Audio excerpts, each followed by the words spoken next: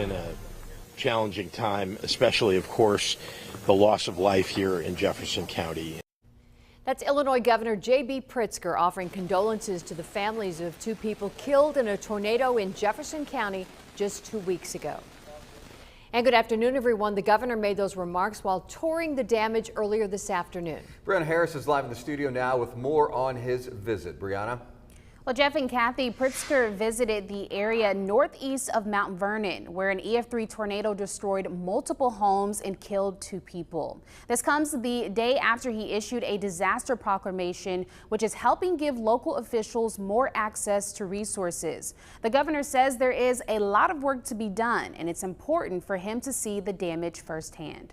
It's very important for me to hear from and see personally the local communities and families and what they are experiencing, what damage has actually been done, partly because over the next weeks and months, as needs are expressed by local community, it gives me the opportunity to be thinking about, okay, I was there, I saw what tornadoes were doing, I heard from a local resident who pointed over to where one of the deceased home was.